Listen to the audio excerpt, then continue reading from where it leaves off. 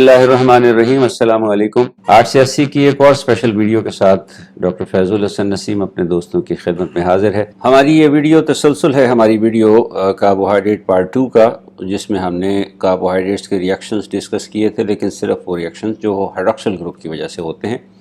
आज की इस वीडियो कार्बोहाइड्रेट पार्ट 2.1 में हम कार्बोहाइड्रेट्स के वो रिएक्शंस डिस्कस करने लगे हैं जो कार्बोनिल फंक्शनल ग्रुप यानी एल्डिहाइडिक या कीटोनिक फंक्शनल ग्रुप की वजह से हैं। कोशिश हमारी यही है कि साइंसी मालूमात को अपनी ज़ुबान में अपने सुनने वालों तक, तालिब इल्मों तक, अपने दोस्तों तक पहुंचाया जाए। पहले समअप कर लें कि पिछली वीडियो में हमने डिस्कस क्या किया था। कार्बोहाइड्रेट्स में दो तरह के फंक्शनल ग्रुप मौजूद होते हैं, एक हाइड्रोक्सिल फंक्शनल ग्रुप, दूसरा कार्बोनिल फंक्शनल ग्रुप। इनकी भी फिर आगे दो दो किस्में हैं।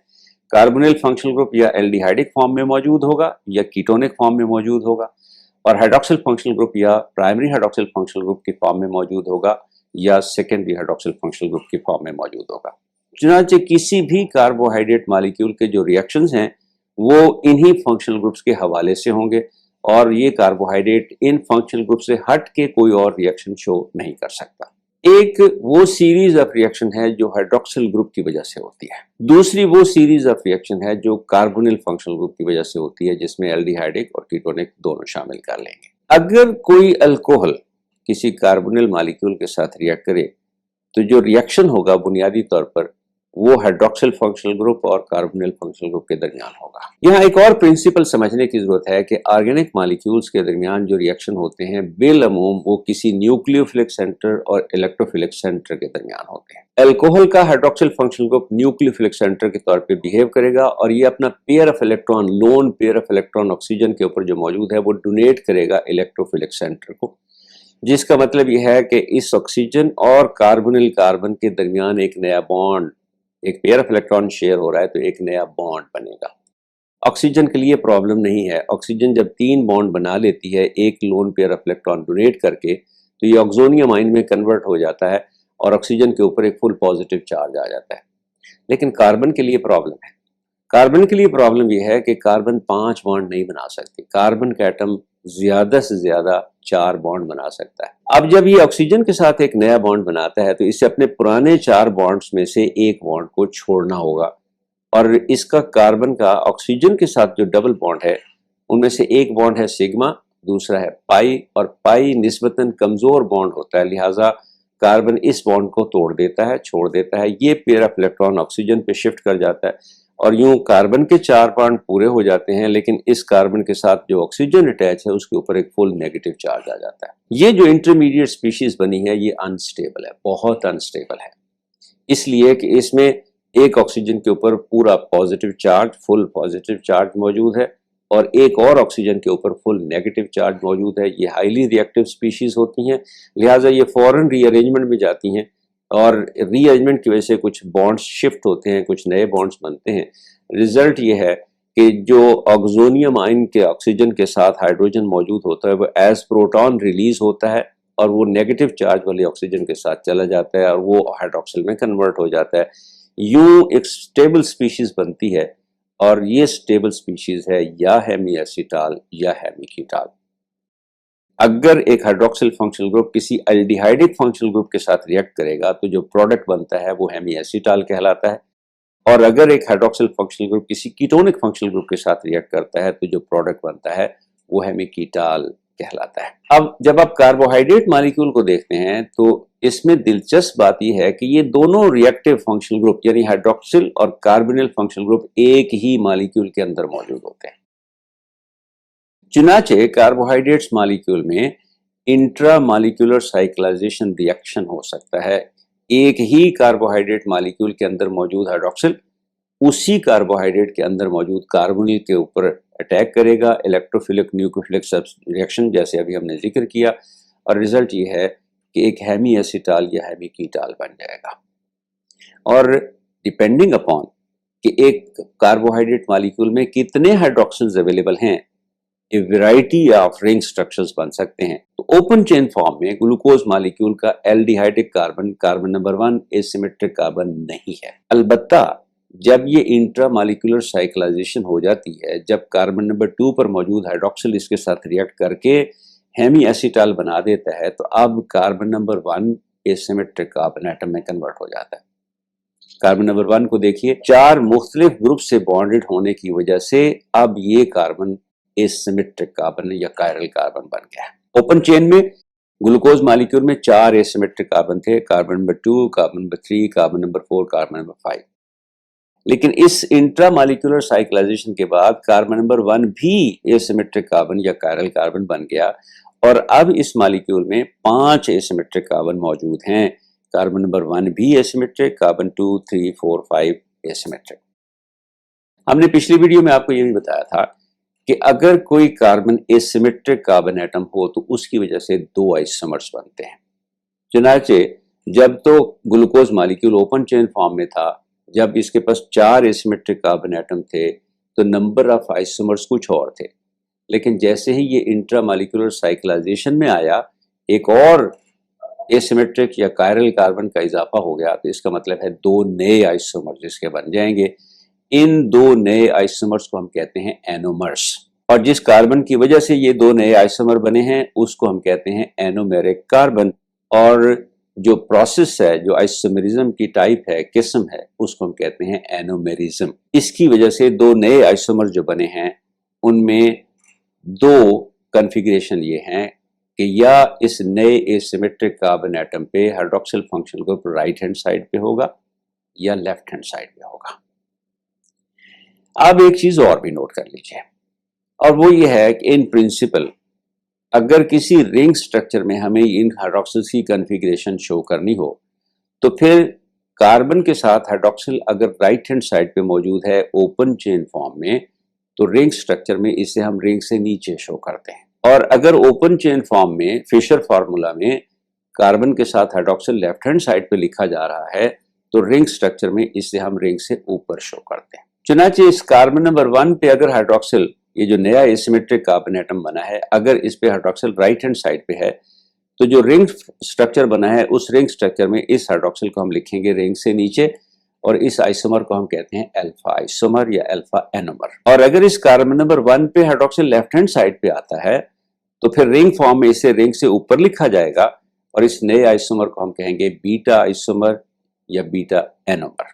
दूसरी पॉसिबिलिटी क्या है कि कार्बन नंबर 3 पर जो हाइड्रोक्सिल फंक्शनल ग्रुप मौजूद है वो अटैक करे कार्बोनिल कार्बन को। इसके नतीजे में जो हेमी एसिटाल बनेगा उसका रिजल्ट होगा एक 4 मेंबर्ड हेटेरोसाइक्लिक रिंग जिसमें 1 ऑक्सीजन होगा, 3 कार्बन एटम होंगे, और उसमें भी वही होगा, 2 नए आइसोमर्स बन जाएंगे, एक अल्फा एनोमर बनेगा, एक बीटा एनोमर बनेगा। ये रिंग भी अगरचे 3 मेंबर्ड रिंग से ज्यादा स्टेबल है लेकिन कोई बहुत ज्यादा स्टेबल स्ट्रक्चर नहीं है। एक और पॉसिबिलिटी, कार्बन नंबर 4 के ऊपर मौजूद हाइड्रोक्सिल फंक्शनल ग्रुप अगर इस्तेमाल हो हेमी एसिटाल बनाने में तो अब जो रिंग स्ट्रक्चर बनेगा वो ये 5 मेंबर्ड हेटेरोसाइक्लिक रिंग होगा।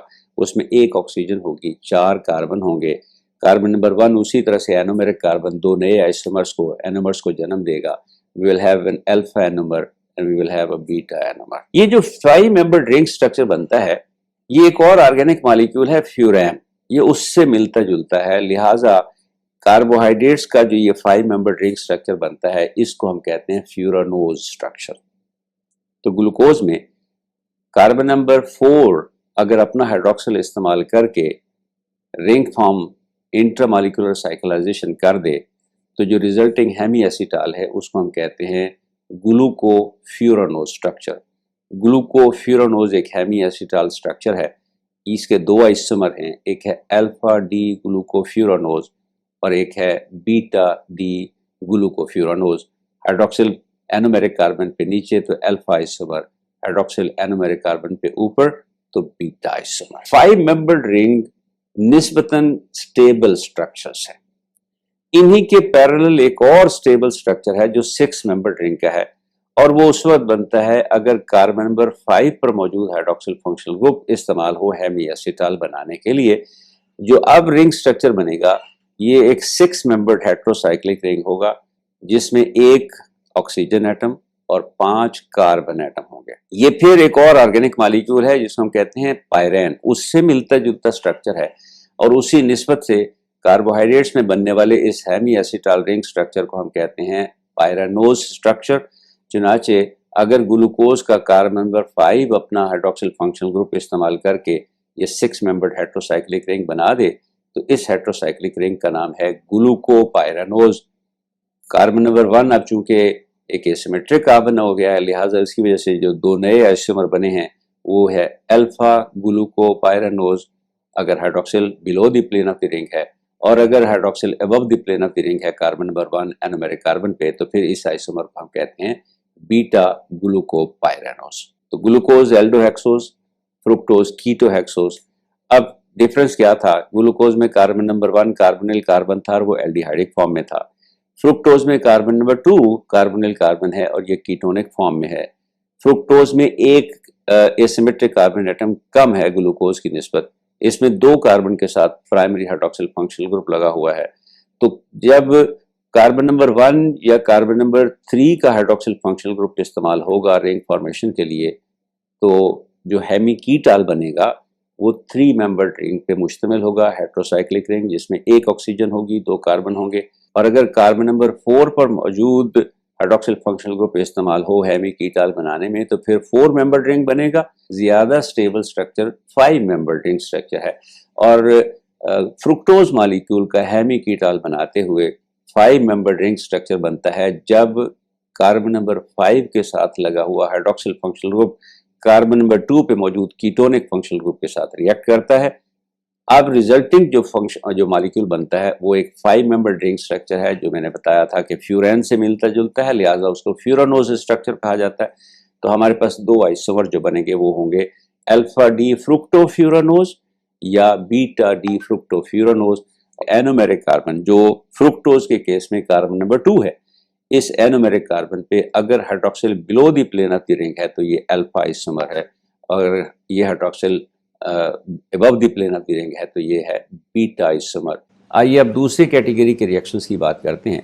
ये वो रिएक्शंस हैं जो कार्बोनिल ग्रुप की वजह से होते हैं। इन रिएक्शंस की अगर हम लिस्ट बनाएं तो इनमें रिडक्शन, ऑक्सीडेशन, इंटरकन्वर्शन और ओसोजोन फॉर्मेशन रिएक्शंस आते हैं। जब कार्बोनिल फंक्शनल ग्रुप की रिडक्शन होती है तो उसकी वजह से प्राइमरी या सेकेंडरी हाइड्रोक्सिल फंक्शनल ग्रुप जन्म लेते हैं। अगर एल्डिहाइडिक फंक्शनल ग्रुप की रिडक्शन हो तो ये कन्वर्ट हो जाता है एक प्राइमरी हाइड्रोक्सिल फंक्शनल ग्रुप में CH2OH hydroxy methyl functional group बनता है। इससे रिजल्ट यह है कि किसी मोनोसेक्राइड एल्डोज की रिडक्शन अगर की जाए तो उसके प्रोडक्ट के तौर पे एक पोलियोल हमारे पास बन जाता है। मसलन ग्लिसरल्डिहाइड की अगर आप रिडक्शन करेंगे तो आपके पास ग्लिसरोल बनेगा, ये पोलियोल है, ट्राइयोल है। अगर आप ग्लूकोज की रिडक्शन करेंगे तो आपके पास एक 6 मेंबर्ड पोलियोल बनेगा और इसका नाम है सॉर्बिटोल। इसका एक और नाम भी है, इसको ग्लूसीटोल भी कहा जाता है। लेकिन जो चीज़ आपको समझने की है वो यह है कि जब भी एल्डिहाइडिक फंक्शनल ग्रुप की रिडक्शन होगी तो एक प्राइमरी हाइड्रोक्सिल फंक्शनल ग्रुप और हाइड्रोक्सी मिथाइल फंक्शनल ग्रुप जन्म लेगा CH2OH, और एल्डोजेस की रिडक्शन के बाद हमारे पास एक ही पोलियोल आता है। ये इसलिए इम्पॉर्टेंट है कि अगर कीटोसिस की रिडक्शन की जाए तो चूंकि कीटोसिस में कीटोनिक फंक्शनल ग्रुप मौजूद है, इसकी रिडक्शन के ज़रिए एक सेकेंडरी हाइड्रोक्सिल फंक्शनल ग्रुप बनता है, एक नया एसिमेट्रिक कार्बन एटम बनता है। और नया एसिमेट्रिक कार्बन एटम बनने का मतलब है 2 नए आइसोमर। लिहाजा कीटोसिस की रिडक्शन के बाद हमारे पास 2 तरह के पोलियोल बनते हैं। आपको स्क्रीन पर नज़र आ रहा होगा, डी फ्रुक्टोज की रिडक्शन जब हम करते हैं तो एक तो हमारे पास बन जाता है सार्बिटोल, लेकिन इसके साथ ही हमारे पास मैनिटोल भी बनता है। तो कीटोसिस की रिडक्शन के ज़रिए 2 पोलियोल आइसोमर्स जन्म लेते हैं। इंडाइयोल ये एक इंटरमीडिएट मॉलिक्यूल है जो बनता है एल्डोसिस और कीटोसिस के दरमियान। इसे हम इंटर कन्वर्शन रिएक्शन कहते हैं और इसमें बेसिकली कार्बोनिल फंक्शनल ग्रुप इस्तेमाल होता है। लेकिन होता क्या है कि डबल बॉन्ड कार्बन और ऑक्सीजन के दरमियान जो डबल बॉन्ड है ये शिफ्ट होता है कार्बन कार्बन के दरमियान और कार्बन ऑक्सीजन के दरमियान, और इसकी रिवर्सल से एल्डोज कीटोज में और कीटोज एल्डोजेस में कन्वर्ट हो जाते हैं। और ये बड़ा इंपॉर्टेंट रिएक्शन है क्योंकि it occurs readily in alkaline medium. हम 3 टेस्ट करते हैं, अभी आगे बात आएगी, जो एल्कलाइन मीडियम में किए जाते हैं। उनके नाम हैं टॉलेंस टेस्ट, बेनेडिक्ट टेस्ट और फेलिंग टेस्ट। और इन तीनों टेस्ट में चूंकि मीडियम एल्कलाइन होता है, लिहाजा इन टेस्ट में हम एल्डोजेस और कीटोजेस को डिफ्रेंशिएट नहीं कर सकते। क्योंकि एल्डोजेज और कीटोजेज एल्कलाइन मीडियम में रेडिली इंटर कन्वर्टेबल है। अगर एल्डिहाइडिक ग्रुप की ऑक्सीडेशन कर दी जाए, पिछला रिएक्शन तो रिडक्शन का था ना, अब हम ऑक्सीडेशन की बात कर रहे हैं। अगर एल्डिहाइडिक फंक्शनल ग्रुप की ऑक्सीडेशन कर दी जाए तो उसके ज़रिए एक कार्बोक्सिल फंक्शनल ग्रुप पैदा होता है। एल्डोजेस से बनने वाले ऐसे एसिड्स को हम जनरली कहते हैं एल्डोनिक एसिड्स।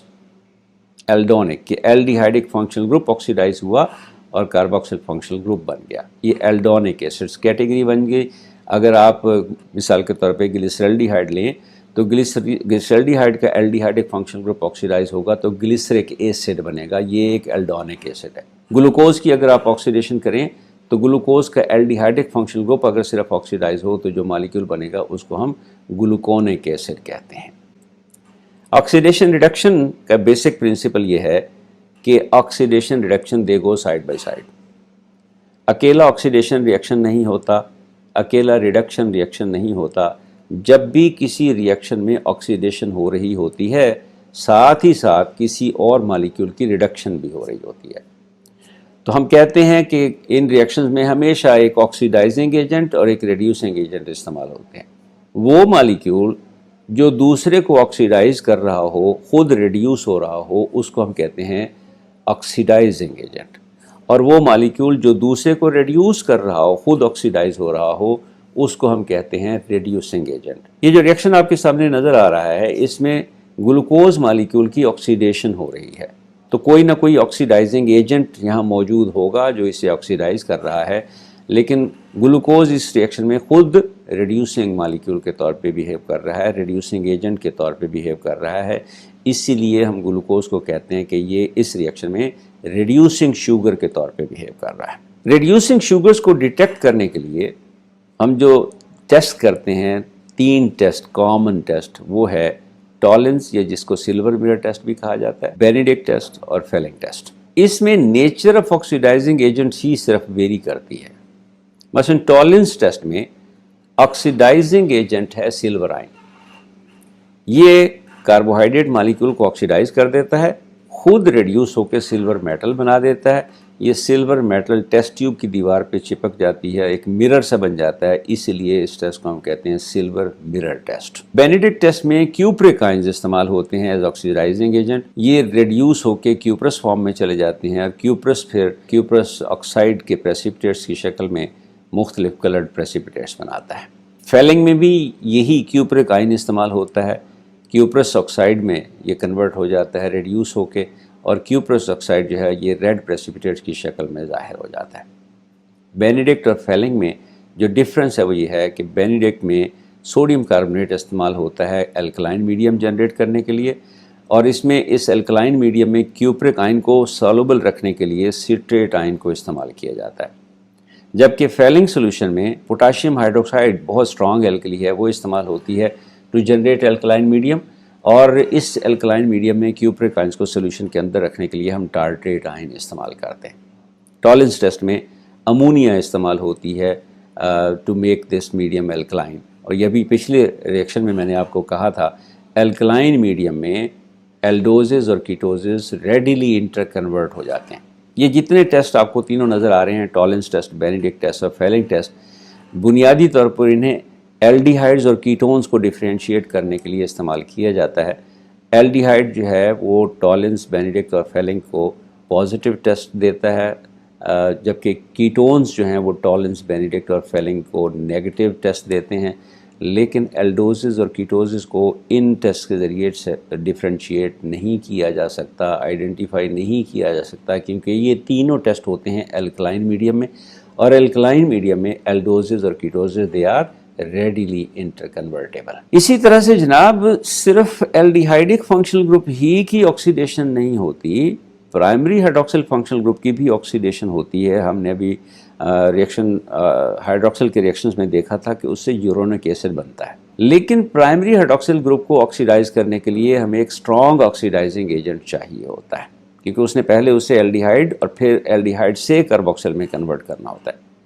और जब हम स्ट्रॉन्ग ऑक्सीडाइजिंग एजेंट इस्तेमाल करते हैं तो already present aldehydic functional group तो खुद ही ऑक्सीडाइज हो जाता है। लिहाजा एल्डोजेस में अगर कभी हम प्राइमरी हाइड्रॉक्सिल फंक्शनल ग्रुप की ऑक्सीडेशन करें तो एक चांस ये होता है कि कार्बन नंबर 1 जो एल्डिहाइडिक कार्बन है वो भी ऑक्सीडाइज हो जाए, और जो प्राइमरी हाइड्रॉक्सिल फंक्शनल ग्रुप है जो इस केस में ग्लूकोज के केस में कार्बन नंबर 6 है वो भी ऑक्सीडाइज हो जाए।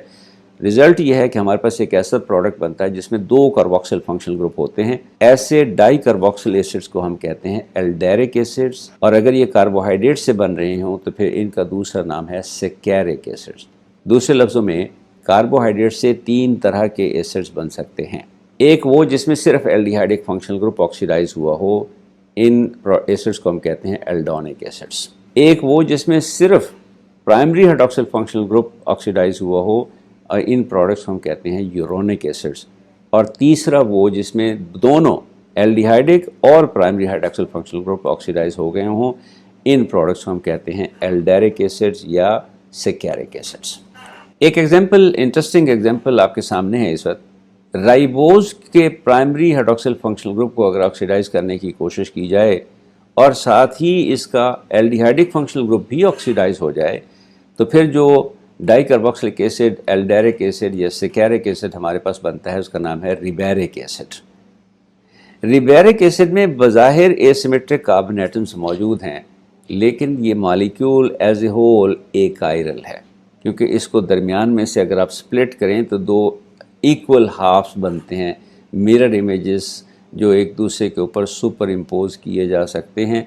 ये एल्डेरिक एसिड, रिबेरिक एसिड जो राइबोज से बनता है, ये एकाइरल है और इसी एकाइरल नेचर की वजह से ये ऑप्टिकली इनएक्टिव एसिड है। और जनाब आखिर में हम आपसे डिस्कस करने लगे हैं एक बहुत ही खूबसूरत रिएक्शन कार्बोहाइड्रेट्स का, जिसको कहा जाता है ओसाजोन फॉर्मेशन। और जो फोटोग्राफ्स मैं आपको दिखाने लगा हूँ, आपने अब से पहले ये फ़ोटोग्राफ्स कभी नहीं देखे होंगे, मुझे कम से कम यही उम्मीद है, इसलिए कि ये फ़ोटोग्राफ्स मैंने खुद से रिएक्शन करके माइक्रोस्कोप के ज़रिए बनाए। लिहाजा be ready for this beauty of carbohydrate derivatives, जिनको हम कहते हैं ओसाजोन। पहले ये समझ लीजिए कि ये ओसाजोन रिएक्शन है क्या। ओसाजोन रिएक्शन जो है ये कार्बोहाइड्रेट का फिनाइल हाइड्रोजीन के साथ रिएक्शन है, और phenyl hydrazine is an oxidising agent. Phenyl hydrazine react करती है कार्बोनिल कार्बन के साथ, ये बनाती है शिफ बेस। तो अगर ग्लूकोज मालिक्यूल आप लेंगे तो फिनाइल हाइड्रोजीन का पहला रिएक्शन हो कार्बन नंबर 1 के साथ जो कार्बोनिल कार्बन है, और एक Schiff base, intermediate Schiff base बन जाएगी। फिर फिनाइल हाइड्रोजीन का एक और मालिक्यूल रिएक्ट करेगा कार्बन नंबर 2 के साथ, और उसको कन्वर्ट कर देगा, उसको ऑक्सीडाइज करके कन्वर्ट कर देगा कीटोनिक कार्बन में। और उसके बाद एक तीसरा फिनाइल हाइड्रोजीन मालिक्यूल रिएक्ट करेगा इस नए कार्बोनिल कार्बन के साथ, और अल्टीमेटली हमारे पास जो प्रोडक्ट बनेगा उसमें कार्बन नंबर 1 और कार्बन नंबर 2 दोनों के साथ फिनाइल हाइड्रोजीन के ज़रिए शिफ्ट बेस बनी हुई होंगी, और ये वो मालिक्यूल है जिसको कहा जाता है ओसाजोन मालिक्यूल। इन ओसाजोन के कुछ करैक्टरिस्टिक्स हैं और बड़े इंटरेस्टिंग करैक्टरिस्टिक्स हैं।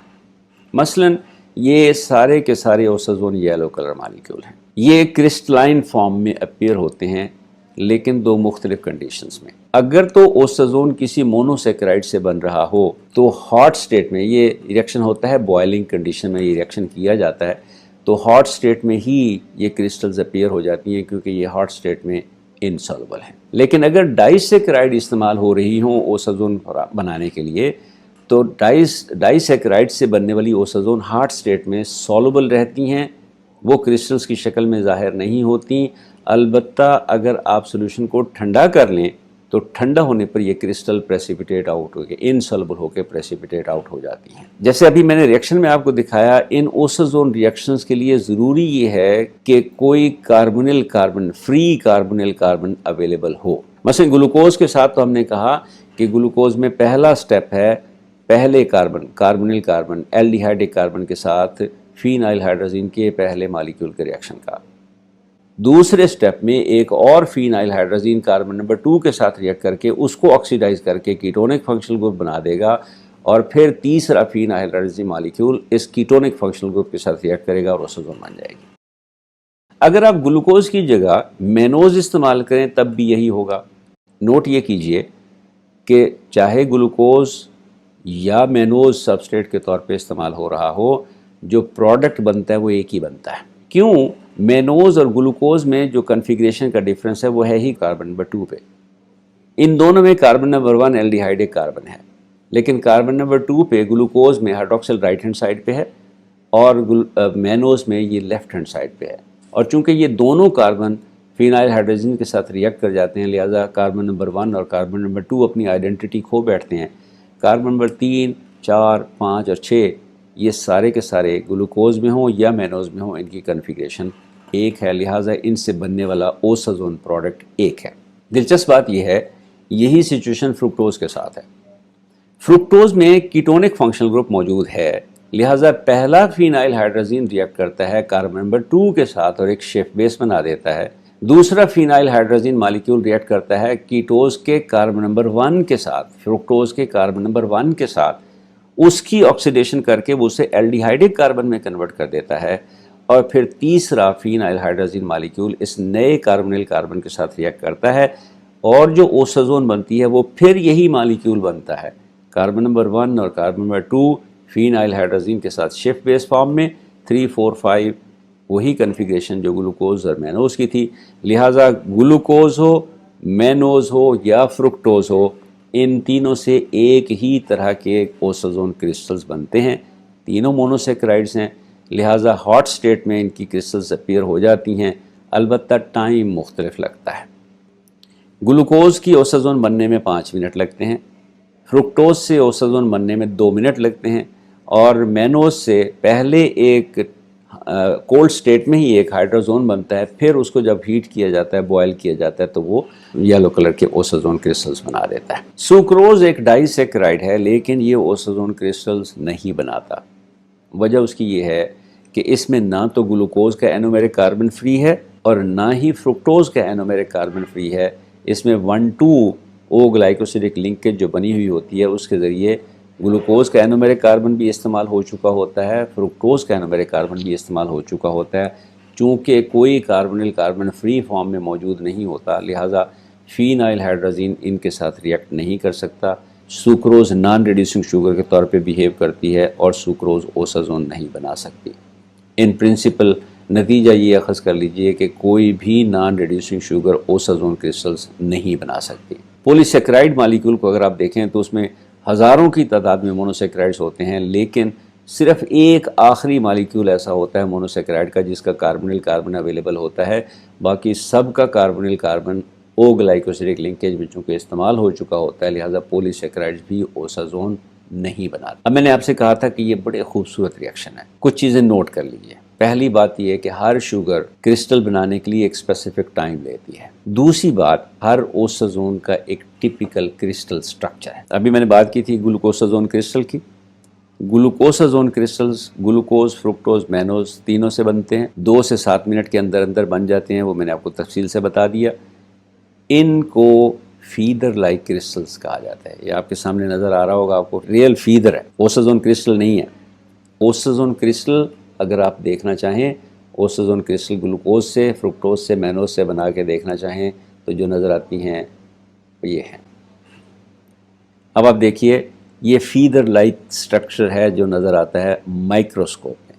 वो रियल फीदर था, मैक्रोस्कोपिक स्ट्रक्चर है।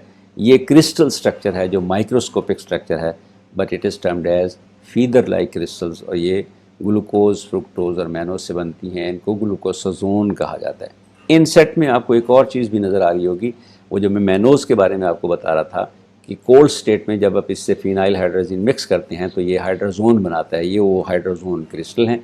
इन हाइड्रोजोन क्रिस्टल्स को अगर हीट किया जाएगा तो ये भी फीदर लाइक ग्लूकोसाजोन क्रिस्टल्स में तब्दील हो जाएंगी। गैलेक्टोज एक और मोनोसेक्राइड है।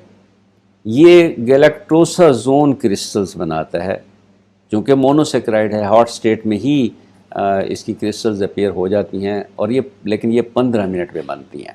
ग्लूकोज 5 मिनट में बना देता है क्रिस्टल्स, गैलेक्टोज 15 मिनट में गैलेक्टोसाजोन क्रिस्टल्स बनाता है। और इसकी क्रिस्टल्स कैसे नज़र आती हैं जनाब, अब आपको नज़र आ रहा होगा, ये फ्लावर स्ट्रक्चर्स हैं जो मैक्रोस्कोपिक स्ट्रक्चर्स हैं, बॉल लाइक स्ट्रक्चर्स हैं। और आप देखेंगे कि इंटरेस्टिंगली इसी तरह के स्ट्रक्चर्स गैलेक्टोसाजोन के आपको माइक्रोस्कोप के नीचे नज़र आते हैं। ये जो बॉल लाइक स्ट्रक्चर्स आपको नज़र आ रहे हैं, these are galactosazone crystals and they different from, पीछे आपको नज़र आए थे feather like structure, glucosazone feather like structure, लेकिन गैलेक्टोसाजोन जो हैं ये बॉल लाइक स्ट्रक्चर हैं और रफ बॉल्स भी कहते हैं इन्हें कि इनके एजेस स्मूथ नहीं होते हैं। लैक्टोज एक डाइसेक्राइड है, ये भी ओसाजोन क्रिस्टल्स बनाती है, लेकिन डाइसेक्राइड्स के बारे में मैंने आपको बताया था कि इनकी crystals osazone crystals hot state में नहीं बनती। आप इन्हें 15 मिनट तक हीट कीजिए, कोई क्रिस्टल नहीं बनेगी, येलो कलर हो जाएगा सोल्यूशन का लेकिन क्रिस्टल अपीयर नहीं होंगी। आप इस सोल्यूशन को उठा के ठंडा होने के लिए रख दीजिए, थोड़ी देर में आप देखेंगे इनके अंदर क्रिस्टल्स बनना शुरू हो गई हैं। और ये जो क्रिस्टल्स लैक्टोज की बनती हैं, जिन्हें लैक्टोसाजोन क्रिस्टल कहा जाता है, इनकी शेप के हिसाब से इनका नाम है हैजहॉग लाइक क्रिस्टल। हैजहॉग ये कंडियारा चूहा आप लोगों ने देखा होगा बिल्कुल। अब मैं दिखाता हूँ आपको मैक्रोस्कोपिक और माइक्रोस्कोपिक। माइक्रोस्कोप के अंदर जब आप लैक्टोसाजोन क्रिस्टल को देखते हैं तो ये स्ट्रक्चर आपको नज़र आते हैं और ये हैजहॉग लाइक स्ट्रक्चर है। हैजहॉग को भी अगर आप छेड़ें ना तो ये रोल होकर इसी तरह से बॉल बन जाती है। इसी वजह से लैक्टोसाजोन क्रिस्टल्स को कहा जाता है हैजहॉग लाइक क्रिस्टल्स। और सबसे खूबसूरत क्रिस्टल अगर मुझसे पूछे ना, वो बनती हैं माल्टोज की। इन क्रिस्टल्स को कहा जाता है माल्टोसाजोन। आपको ये मैक्रोस्कोपिक फोटोग्राफ नज़र आ रहा होगा, ये अमलतास के फूल हैं, खूबसूरत फूल हैं। लेकिन मज़ा ना आ जाए कि ऐसे ही खूबसूरत फूल आपको माइक्रोस्कोप के अंदर भी नज़र आ रहे हों, और जी हाँ नज़र आते हैं। माल्टोसाजोन क्रिस्टल्स को जब आप माइक्रोस्कोप के अंदर देखते हैं तो वो आपको ऐसे नज़र आती है। यही वजह है कि माल्टोसाजोन क्रिस्टल्स का नाम है फ्लावर लाइक क्रिस्टल्स। खूबसूरत फूल बनते हैं, आप माइक्रोस्कोप के ज़रिए देखते हैं। एक मैक्रोस्कोपिक स्ट्रक्चर आपको नज़र आ रहा होगा, दूसरा माइक्रोस्कोपिक स्ट्रक्चर है। मैक्रोस्कोपिक स्ट्रक्चर को देखने के लिए आप आम आँख से देख सकते हैं, लेकिन माइक्रोस्कोपिक स्ट्रक्चर को देखने के लिए आपको माइक्रोस्कोप की ज़रूरत पड़ती है।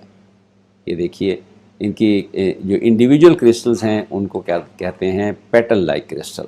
तो ये पेटल्स मिलके फ्लावर बनाती हैं, इसी वजह से माल्टोसाजोन क्रिस्टल्स को फ्लावर लाइक क्रिस्टल्स भी कहा जाता है। और होमोपोलीसेक्राइड्स और हेट्रोपोलीसेक्राइड की हमने पहले भी बात की थी, फिर आपको रिमाइंड कराते चलें। अगर एक ही तरह का मोनोसेक्राइड बार बार रिपीट हो रहा है तो जो रिजल्टिंग मालिक्यूल है वो होमोपोलीसेक्राइड कहलाएगा। ये एग्जांपल आपको नज़र आ रही होगी।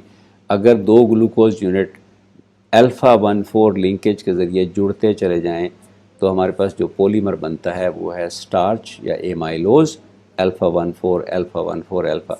और अगर सिर्फ ये कन्फिग्रेशन अल्फ़ा की बजाय बीटा कर दें तो बीटा 1,4 लिंकेज के बाद जो पॉलीमर बनता है वो फिर स्टार्च नहीं है, उसे हम खा नहीं सकते, उसे हम हज़म नहीं कर सकते, उसका नाम है सेल्यूलोज। और ये बहुत स्टेबल स्ट्रॉन्ग मालिक्यूल है। मैं तो कहता होता हूँ कि दुनिया इसने सर पे उठाई हुई है। ये लिंकेजेस एमाइलोपेक्टिन में भी मौजूद होती हैं, ग्लाइकोजन में भी मौजूद होती हैं, जिन्हें हम ब्रांच्ड मालिक्यूल्स कहते हैं। अगर तो अल्फ़ा 1,4 लिंकेज ही चली जा रही है तो एक लीनियर मालिक्यूल जन्म लेता है, लेकिन अगर इस अल्फ़ा 1,4 के साथ अल्फ़ा 1,6 लिंकेज भी किसी जगह बन जाए तो वहाँ से एक नई ब्रांच शुरू हो जाती है। और ये आपके सामने है जनाब, एमाइलोपेक्टिन जो कम ब्रांच्ड होता है और ग्लाइकोजन जो हाईली ब्रांच्ड मालिक्यूल है। इनमें सिर्फ ब्रांच पॉइंट पे अल्फ़ा 1,6 लिंकेज होगी, बाकी सारा मालिक्यूल जो है उसमें ग्लूकोज मालिक्यूल आपस में जुड़े हुए होंगे अल्फ़ा 1,4 लिंकेज के ज़रिए। हेट्रोपोलीसेक्राइड मालिक्यूल्स की भी बात मैंने आपको बताई कि ये एक से ज़्यादा किस्मों के मोनोसेक्राइड से मिलकर बनते हैं। इनमें ब्लड ग्रुप सरफेस एंटीजन्स हैं, काइटिन है, हाइलुरोनिक एसिड है, कॉन्ड्राइटिन सल्फेट है, हेपेरिन है, ये सारे हेट्रोपोलीसेक्राइड मालिक्यूल हैं। तो जनाब, वो गुफ्तगू जो हमने पिछली वीडियो में शुरू की थी कार्बोहाइड्रेट के बारे में, और आपसे डिस्कस की थी कि कार्बोहाइड्रेट्स क्या हैं और कार्बोहाइड्रेट्स की बायोलॉजिकल सिग्निफिकेंस क्या है, आज हमने इख्तिताम किया उस गुफ्तगू का इस बात पे कि ये कार्बोहाइड्रेट मालिक्यूल किस तरह के रिएक्शंस शो करते हैं, और आपने उन रिएक्शंस की खूबसूरती देखी। ख़ास तौर पे ओसाजोन क्रिस्टल की खूबसूरती मेरा ख़्याल है कि आप लोगों ने यकीनन उसे एंजॉय किया होगा। मैं इस हवाले से भी इस रिएक्शन को अप्रिशिएट करता हूँ कि आपने आज रियल ओसाजोन क्रिस्टल्स के फ़ोटोग्राफ देख के रियल ओसाजोन क्रिस्टल्स देखी हैं। तो जनाब, ये गुफ्तगू हुई मुकम्मल। इंशाअल्लाह एक और वीडियो इस कार्बोहाइड्रेट सीरीज़ की हम बनाएंगे और उसमें हम आपसे ज़िक्र करेंगे कि फिर सेल के अंदर, हमारी बॉडी के अंदर इन कार्बोहाइड्रेट्स के साथ क्या होता है। दूसरे लफ्ज़ों में बायोकेमिकली जिससे हम मेटाबॉलिक या बायोलॉजिकली जिससे हम मेटाबॉलिक प्रोसेस कहते हैं, वो मेटाबॉलिक प्रोसेस क्या है और मेटाबॉलिज्म क्या है, किस तरह से ये मालिक्यूल मेटाबोलाइज होते हैं, एनाबोलाइज किस तरह से होते हैं, सिंथेसाइज किस तरह से होते हैं और कैटाबोलाइज किस तरह से होते हैं। उस वीडियो तक आप इस वीडियो को एंजॉय कीजिए, इसको देखिए, बार बार समझिए इसको और इंतज़ार कीजिए अगली वीडियो का, जिसमें इंशाल्लाह हम आपसे ज़िक्र करेंगे कार्बोहाइड्रेट मेटाबॉलिज्म का। तब तक फैज़ुल हसन नसीम को दीजिए इजाज़त। अल्लाह निगहबान। अस्सलामु अलैकुम व रहमतुल्लाहि व बरकातुहू।